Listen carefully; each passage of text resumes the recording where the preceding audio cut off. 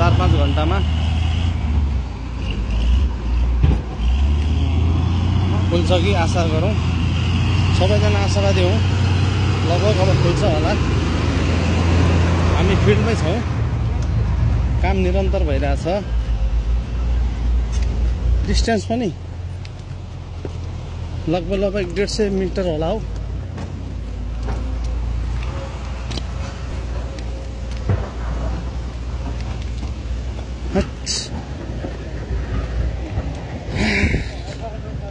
आशा गरौँ खुल्छ कि आज।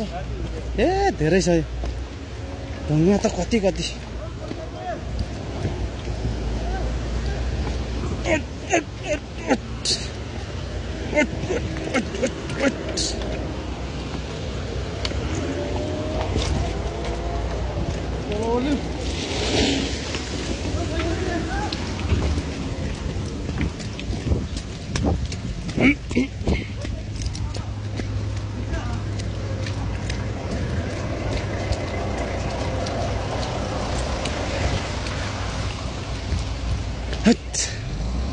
आइयो कटेर।